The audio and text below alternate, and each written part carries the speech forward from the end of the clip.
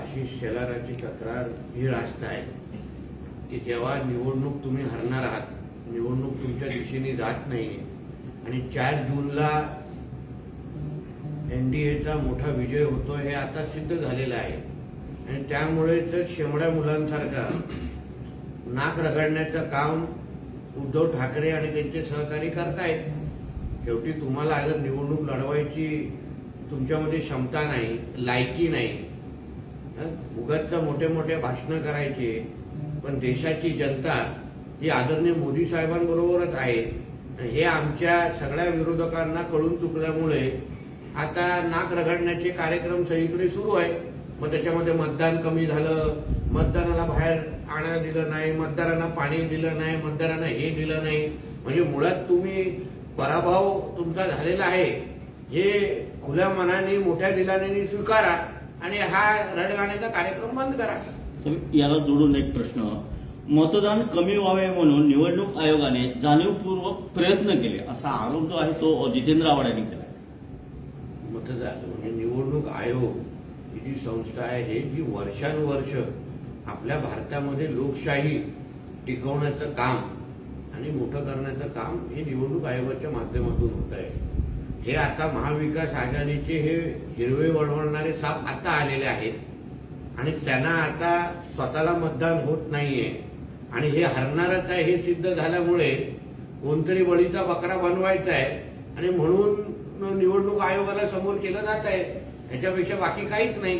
म्हणून जितेंद्र आव्हाडजींसारखे लोक मुंब्रामध्ये मतदान किती बोगस मतदार आहेत ह्याच्यावर थोडं त्यांनी लक्षात घ्यावं, कारण का तिथे मोठ्या प्रमाणामध्ये अगर रोहिंग्या आणि बांगलादेशी मतदान करत असतील तर ते आपल्या देशासाठी घातक आहे।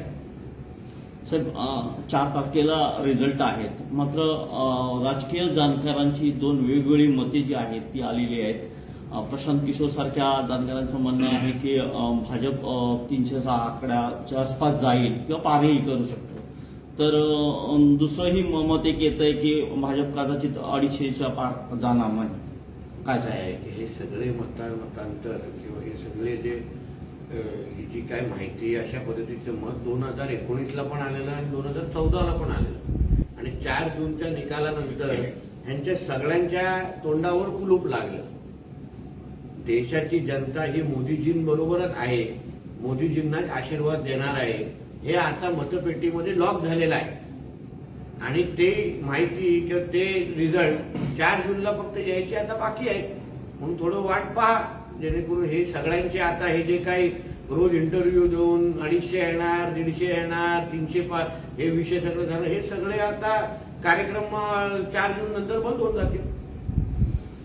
गजानन कीर्तिकरांची हकालपट्टी होण्याचे संकेत जे आहेत ते मिळत आहेत, आपण याकडे कसं पाहता? काय शेवटी तो शिंदे साहेबांचा आणि शिवसेनेचा अंतर्गत प्रश्न आहे, पण एकंदरीत महायुतीमध्ये आल्यानंतर शिंदे साहेबांना मुख्यमंत्री केल्यानंतर ह्या सगळ्या जणांनी समर्थन मोठ्या दिलाने दिलं आणि म्हणूनच हे सरकार अस्तित्वात आलं। गजानन कीर्तिकर साहेबांनी शेवटी आपल्या पक्षाचा राजधर्म त्यांनी पाळला पाहिजे। मुलाला अगर वडिलांवर एवढंच प्रेम असतं तर वडिलांबरोबर आले असते पक्षामध्ये, पण त्यांनी शेवटी मुलांनी घरातच गद्दारी करायचं ठरवलं। म्हणून ह्या बाबतीमध्ये गजानन कीर्तिकरांनी विचार करून मतमतांतर द्यावं असं माझं मत आहे।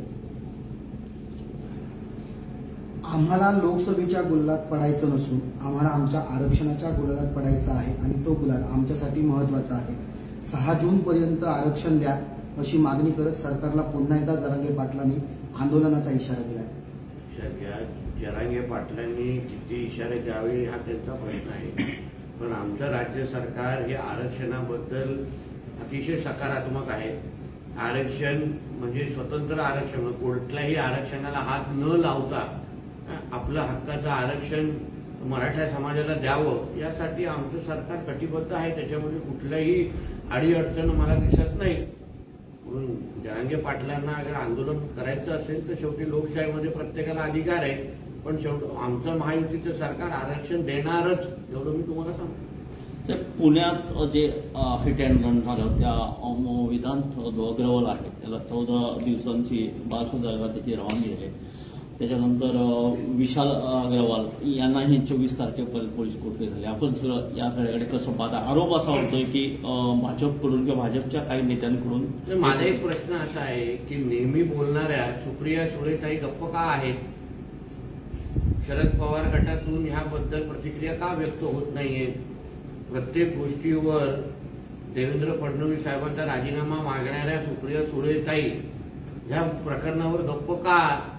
अग्रवाल आणि ह्या त्यांच्या कुटुंबाचे काही संबंध होते का?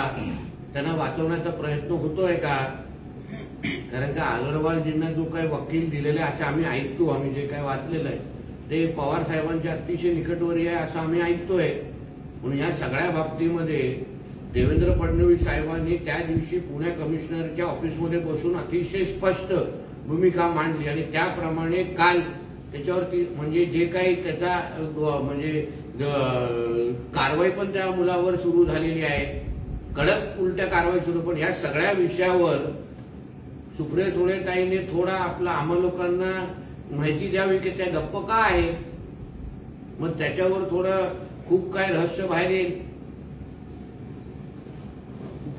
साहेब, भास्कर जाधव पुन्हा बरडले की केंद्रीय मंत्री नारायण राणे यांना पराभूत करण्यासाठी भाजपच्याच एका बड्या नेत्यांनी विनायक राऊत यांना 50 कोटी दिले. हो ना, तर मग त्या बड्या नेत्याचं नाव त्यांनी जाहीर करावं. अगर त्यांनी 50 कोटी दिलेले आहेत, आकडाही माहीत असेल तर भास्कर जाधवजींनी नाव जाहीर करावं, जेणेकरून आमच्याही ज्ञानात थोडा भर पडेल.